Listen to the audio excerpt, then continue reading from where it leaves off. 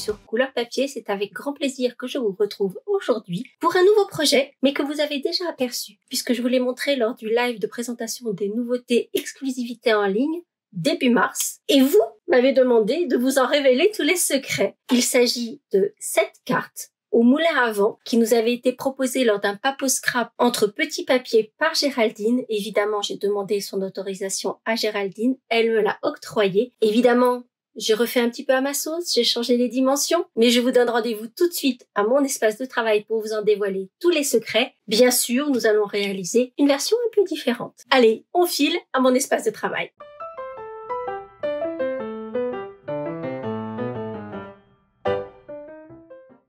Pour réaliser notre carte moulin à vent de Géraldine, nous allons avoir besoin d'un papier cartonné de couleur plutôt claire pour le fond de notre carte, la base de notre carte. Évidemment, ce papier sera assorti au papier à motif que l'on va choisir. Il nous faudra un papier qui va servir de matage, donc aussi bien ici pour le fond que le matage du moulin. Il nous faudra du papier blanc pour le panneau décoratif qui vient derrière et que l'on va embosser. Il nous faudra des papiers de couleur assortis à notre fond de carte parce que vous allez voir, on va réaliser une version Pascal de cette carte. Donc, ces deux papiers-là vont nous servir pour la décoration et il nous faudra 2 papiers à motifs assortis suffisamment contrastants pour que l'on puisse les distinguer l'un de l'autre. Ici, puisque je vous le disais, on part sur une version Pascal. J'ai choisi les papiers de la collection Auberge de campagne avec cet adorable papier avec ses petits lapins. Et puis, pour la sortir, j'ai choisi ce papier dans ses coloris de bleu nuit avec ses petites touches de bleu bohème qui fera ressortir parfaitement nos 2 papiers. Comme je vous le disais, nous allons réaliser une version Pascal. J'ai donc choisi pour cette occasion le lot Excellent Eggs avec son set de tampons et surtout son set de die que l'on va utiliser avec ces jolis œufs. Vous allez voir, ça va être très très joli. On va également utiliser le set de tampons. Je vous montrerai ça en détail tout à l'heure. Parce que, évidemment, j'ai réalisé une autre version de la carte que nous allons réaliser ensemble, mais je vous la montrerai tout à l'heure. J'en ai même une 3e version que je garde également pour la fin.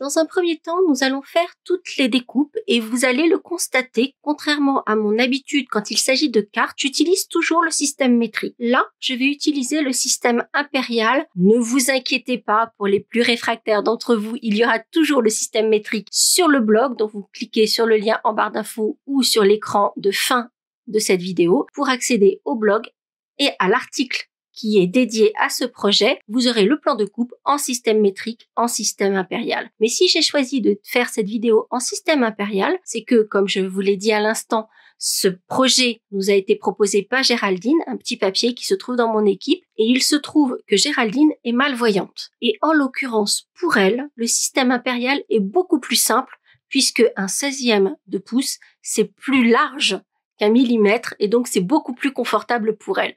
Voilà la raison pour laquelle je vais réaliser cette carte en système impérial. Dans la feuille de papier clair qui va nous servir à faire la base, on va découper une bande de 8 pouces 1/4 et on va faire une marque de pliage en son centre à 4 1/8. Dans le papier cartonné foncé, celui qui nous sert de matage, ici et là, on va découper un carré de 3 pouces 5/8 et 2 carrés de 2 pouces 5/8. Dans notre papier blanc, on va découper un carré de 3 pouces et demi et ce carré, on va l'embosser comme je vous l'indiquais tout à l'heure. Moi, j'ai choisi pour l'occasion le classeur de coffrage tissage en rotin. C'est un classeur que j'aime extrêmement et pour Pâques, ça va nous faire le petit panier parfait.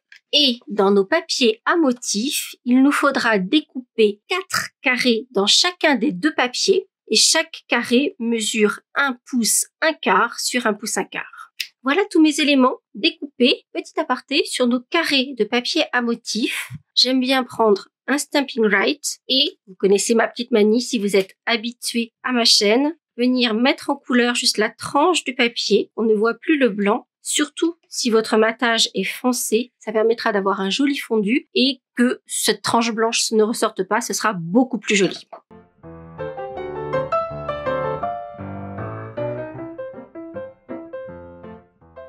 On va s'occuper d'abord de la base. Assez simplement, on va coller le panneau embossé. Je vous montre de plus près cet effet tissage en rotin. Remarquez que c'est quand même très joli, vous en conviendrez. Donc on va coller le panneau embossé sur le panneau de matage. Donc on aura juste un tout petit filet qui va faire ressortir le panneau. On va les coller sur la base de carte.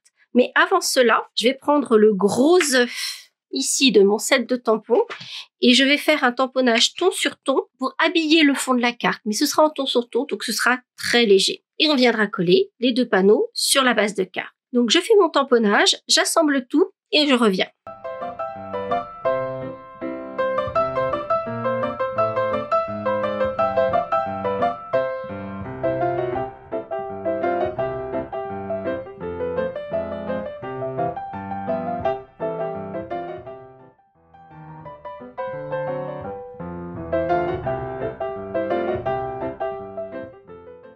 Et c'est maintenant que l'on va s'occuper de notre petit moulin. Donc il nous faut nos deux grands carrés de matage qui vont former l'étoile de départ et tous nos petits carrés de papier à motif. Je suis sûre qu'il ne vous a pas échappé que j'ai un petit schéma ici sur mon espace de travail. Alors, soit sur une plaque en verre comme j'ai moi, soit simplement sur un morceau de papier.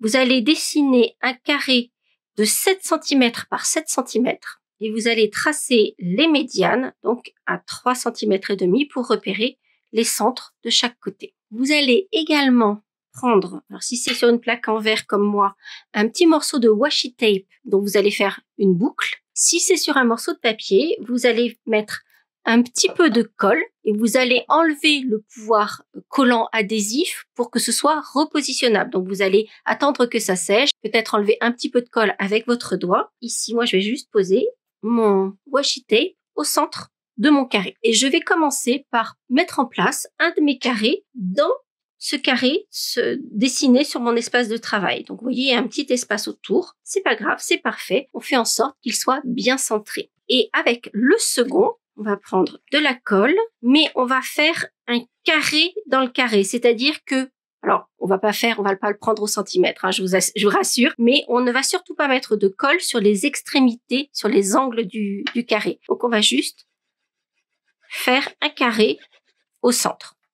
Donc vous voyez, c'est un carré qui est très approximatif, mais vous voyez que on laisse libre de colle les coins. Et ensuite, on va coller sur le premier en se guidant sur les médianes et en plaçant les angles de notre carré sur ces médianes. Tous les angles doivent être alignés sur les médianes et quand tous les angles sont alignés, eh bien nos carrés sont parfaitement centrés l'un sur l'autre. Et voilà notre étoile qui est formée. Ensuite, on va prendre tous nos petits carrés de papier décoratifs. S'ils ont un sens, prenez soin de regarder dans quel sens ils sont. Et on va commencer le collage pour former notre moulin. On va donc se munir de notre colle. Et sur le premier carré que l'on attrape, on va mettre de la colle uniquement dans un angle.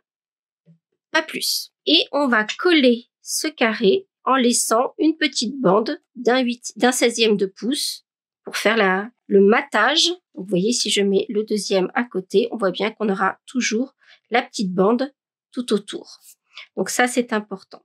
Une fois que ce premier carré est collé, donc vous voyez, il est collé partiellement, on peut le décoller encore jusque là. On va tourner dans le sens des aiguilles du montre et on va commencer à poser nos motifs, toujours en laissant un petit bord de matage sur les côtés et on va les coller les uns après les autres et je vais m'arrêter à l'avant-dernier. Si vos motifs ont un sens, regardez dans quel sens vous voulez, là en l'occurrence mes petits lapins, dans quel sens vous voulez qu'ils apparaissent. Et en fait, on va aligner ici les pointes de nos carrés au centre.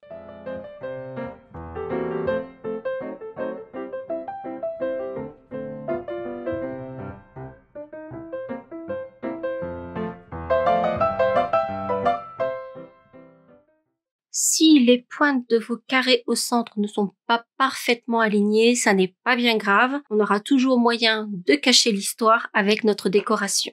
Pour le dernier carré, on va l'encoller intégralement comme les précédents. on va regarder comment on veut le placer. Et puis, on va soulever le premier. Vous vous souvenez, on ne l'a pas intégralement collé. Donc, on va soulever ce carré pour glisser le dernier sous le premier. Et on ajuste pour avoir toujours notre petite bande de matage tout autour. Puis, on va juste remettre un petit point de colle. Hop, sous le premier pour terminer le collage. Et voilà notre joli moulin réalisé. Simple comme bonjour, n'est-ce pas? Il faut juste avoir ce petit dessin là qui va vraiment nous faciliter la tâche dès le départ. Et puis on va coller notre moulin sur notre carte, mais par contre on va lui donner un petit peu de dimension et donc on va le faire avec des dimensionals.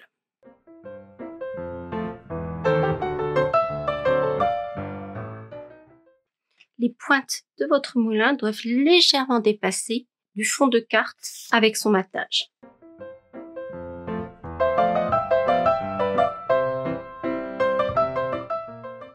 Et on va passer à la déco. Comme je vous le disais, on part sur une ambiance festive de Pâques. Et dans les deux papiers que j'ai choisis, ici pour moi, bleu bohème et bain à bulles, je vais découper ce petit œuf dans chacun des deux papiers. Voici donc mes petits œufs complètement découpés. Et vous voyez qu'ils sont vraiment très jolis, ces petits œufs, puisqu'il y a plein de détails de surpiqûres qui sont formés également par le die. Et vous voyez qu'il y a des petits éléments qui vont s'enlever. Donc le haut s'est enlevé tout seul, les autres sont encore en place. Et en fait, on va faire un joli travail de puzzle, puisqu'on va mettre les inserts roses dans l'œuf bleu et les inserts bleus dans l'œuf rose. Par contre, vous allez voir, ça va être extrêmement simple, puisqu'on va faire ça à l'aide de dimensional. Et idéalement, si vous en avez, avec des bordures, des trottoirs de dimensional. Vous allez voir, ça va être beaucoup plus simple. On va d'abord s'équiper d'un tapis de silicone, puisqu'en fait, on va mettre nos œufs sur l'envers et on va poser un morceau de dimensional sur la partie haute de l'œuf, chacun des deux, sans qu'il ne dépasse évidemment. Puis, on va mettre à nouveau des morceaux de trottoir de dimensional sur la partie basse, comme ceci. Donc, on en va en mettre deux. Un ici, un là. Pareil sur l'autre. Et vous voyez, en fait, là, mon petit tapis de silicone, il me permet de mettre mes dimensionals sans que ça colle sur mon espace de travail. Donc, je peux les décoller et les retourner. Et donc, ici, j'ai apparent du dimensional qui est collant. Donc, je vais pouvoir faire un petit travail de marqueterie ou de puzzle en insérant la couleur opposée dans les espaces qui sont devenus collants grâce au dimensional que l'on vient de mettre.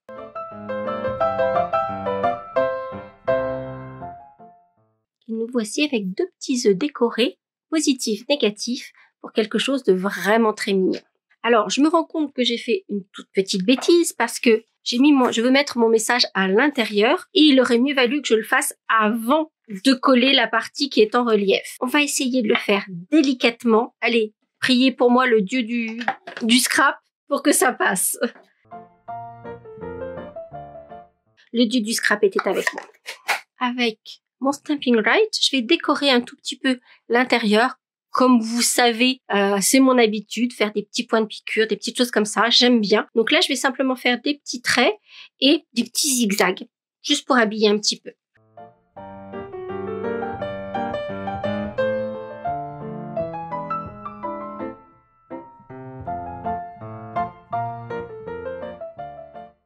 Ça, c'est le genre de petite décoration parfaite quand vous avez du mal à faire des traits réguliers, des traits droits. Là, tout est de guingois. Donc, parfait. Et puis, on n'a plus qu'à ajouter nos petits œufs sur notre carte. Et comme c'est Pâques, bien sûr, on va leur adjoindre des petits nœuds à la fourchette. Si vous ne maîtrisez pas encore ces petits nœuds, je vous mets juste ici un lien vers la vidéo que j'avais faite à ce sujet.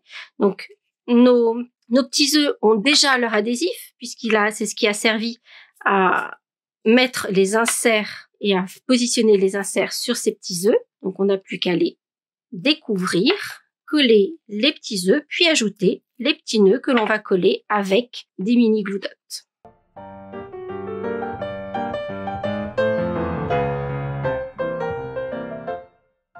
Et voici notre carte moulin version Pâques.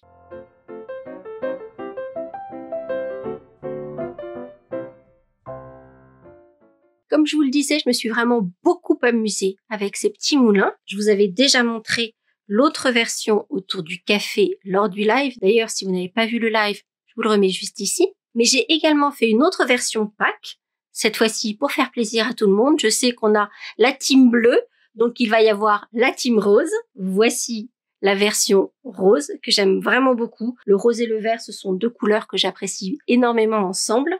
Et pour cette version-ci, j'ai utilisé le papier Superbe Vichy qui arrive en plusieurs couleurs. Donc là, j'ai pris la version Explosion de baies. Et puis j'ai ici une autre petite version que je suis en train de réaliser en quantité puisque c'est une carte qui va partir pour remercier mes clientes et donc que j'ai utilisé cette fois-ci la collection Bonjour Irrésistible, l'exclusivité en ligne, donc qui n'apparaît dans aucun catalogue mais que vous retrouvez sur la boutique. Et bien sûr, je vous mettrai le lien dans mon article de blog avec les différents papiers et les différents outils que j'ai utilisés pour toutes ces versions. Alors, qu'en pensez-vous? Je trouve qu'en fait, ce modèle de carte avec cette base, ce joli moulin à vent, derrière, on peut en faire tout ce que l'on veut, l'adapter à toutes les circonstances. Une carte d'anniversaire, une carte d'invitation à aller prendre un petit café, une carte pour Pâques, pour dire merci.